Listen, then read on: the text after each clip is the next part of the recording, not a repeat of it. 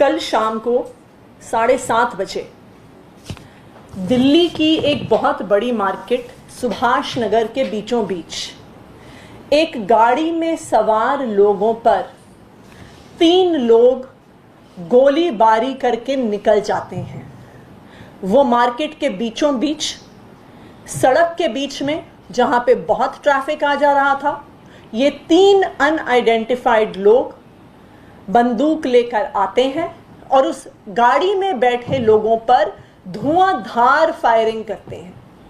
वो धुआंधार फायरिंग करने के बाद मार्केट की भीड़ से आराम से फरार हो जाते हैं, कोई उनके पीछे भी नहीं जाता। अब आज उस घटना को 15-20 घंटे से ज्यादा हो गए हैं, लेकिन अभी भी दिल्ली पुलिस एक भी व्यक्ति को जो सड़क के बीचों बीच, बाजार के बीचों बीच गोली चलाकर, धुआंधार गोलियां चलाकर चला जाता है, उस पर कोई भी कार्रवाई नहीं है, कोई भी एक्शन नहीं है। ये दिल्ली की लॉ एंड ऑर्डर की क्या हालत हो गई है कि एक मार्केट के बीचों बीच शाम के 7:30 बजे कोई भी क्रिमिनल ये सोचता है कि हम आकर गोलियां चलाकर किसी पर चले जाएंगे वहां से, लेकिन हम पर कोई भी एक्शन नहीं होगा। आज किसी में दिल्ली पुलिस का कोई डर क्यों नहीं है? क्योंकि उन्हें पता है दिल्ली पुलिस तो बहुत व्यस्त है। दिल्ली पुलिस की सारी फोर्स व्यस्त है भारतीय जनता पार्टी के गुंडों को बचाने के लिए। आप पिछले कुछ दिनों से देखिए, दिल्ली पुलिस ने इतनी फुर्ती दिखाई है। जब उन्हें तेजिंदर बग्गा जी को गैर कानूनी रूप से बचाना था, तब दिल्ली पुलिस की सारी फोर्स सड़क पर उतर जाती है। तब दिल्ली पुलिस की सारी फोर्स गाड़ियों में बैठकर जेम्स बॉन्ड की तरह कुरुक्षेत्र पहुंच जाती है भारतीय जनता पार्टी के गुंडों को बचाने के लिए। लेकिन दिल्ली के लोगों के खिलाफ खुलेआम क्राइम होते हैं, लेकिन दिल्ली पुलिस दिल्ली के आम इंसान को सिक्योरिटी नहीं दे पाती, क्योंकि उन्हें भारतीय जनता पार्टी के गुंडों को बचाने के बाद समय बचे तब तो वो दिल्ली के आम लोगों की सुरक्षा करें। और जो कल का वाकया हुआ है, ये कोई एक इकलौता वाकया नहीं है। आप पिछले 10 दिन के अखबार उठा के देखिए तो समझ में आ जाता है कि दिल्ली के लॉ एंड ऑर्डर की क्या स्थिति है। अभी 6 मई को ही नरेला इलाके में एक 15 साल की लड़की के साथ गैंग रेप हुआ। 27 अप्रैल को वसंत कुंज इलाके में एक 45 साल की महिला का मर्डर हो जाता है। 24 अप्रैल को नरेला के इलाके में एक मजदूर की जली हुई बॉडी मिलती है।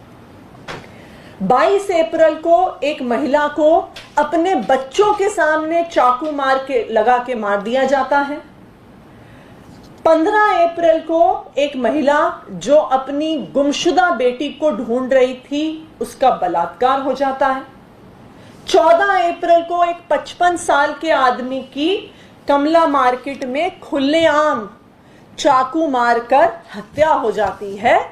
ये पिछले सिर्फ 15 दिन के न्यूज़पेपर से मैं दिल्ली की क्राइम की घटनाएं पढ़ के सुना रही हूं। अगर आप डेटा देखने जाइएगा तो ये पता चलेगा कि पूरे देश में जो सारी मेट्रो सिटीज हैं, उसमें सबसे ज्यादा क्राइम के केसेस दिल्ली में रिपोर्ट होते हैं। पूरे भारत में 19 मेट्रो सिटीज हैं, लेकिन उन 19 मेट्रो सिटीज में से सारे जो रेप केसेस आते हैं, उसमें से 40% रेप के केस सिर्फ दिल्ली से आते हैं। 25% मर्डर के केस सिर्फ दिल्ली से आते हैं। यहां तक कि 2021 में 5,500 से ज्यादा हीनस क्राइम्स दिल्ली में रिपोर्ट हुए, किसी भी मेट्रो सिटी से ज्यादा।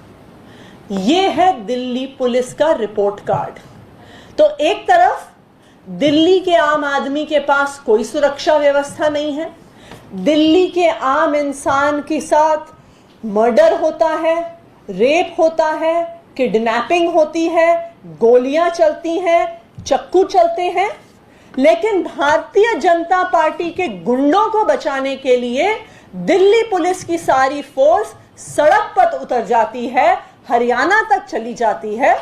तो इससे यह साफ हो जाता है कि आज जो दिल्ली का आम इंसान इस लॉ एंड ऑर्डर की बिगड़ती हुई सिचुएशन से परेशान है, उसका सिर्फ एक ही कारण है, और वो है दिल्ली पुलिस जो भारतीय जनता पार्टी के गुंडों को, लफंगों को, दंगइयों को जो प्रोटेक्शन देने में बिजी है, जो बचाने में उनको व्यस्त है, उसकी वजह से आज दिल्ली का आम इंसान परेशान है। Thank you.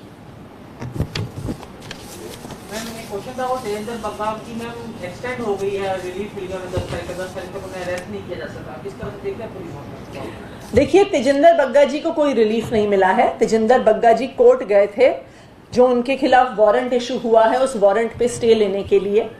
पंजाब पुलिस ने बहुत स्पष्ट किया कि वो रात के बीचों बीच या 10 तारीख से पहले, वैसे भी तेजिंदर बग्गा जी को हाईकोर्ट के केस से पहले, हाईकोर्ट की अपीयरेंस से पहले गिरफ्तार करने वाले नहीं थे, इसलिए इस मिडनाइट हियरिंग का कोई भी मतलब नहीं था।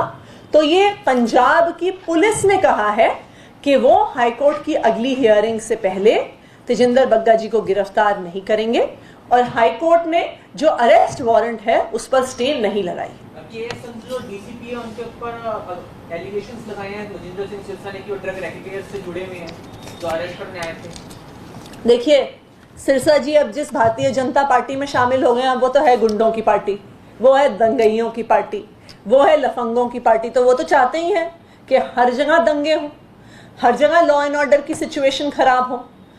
अगर कोई पंजाब का माहौल बिगाड़ने की कोशिश करता है तो पंजाब पुलिस की जिम्मेदारी है कि तुरंत एक्शन ले, वरना कल को अगर पंजाब में दंगे हो जाते हैं, अलग अलग समुदायों के बीच में तनाव होता है, हिंसा होती है, तो कल आप ही लोग हमसे पूछेंगे कि अगर सोशल मीडिया पे कोई अलग अलग समुदायों को भड़का रहा था तो पंजाब पुलिस मूक दर्शक बन के क्यों बैठी थी?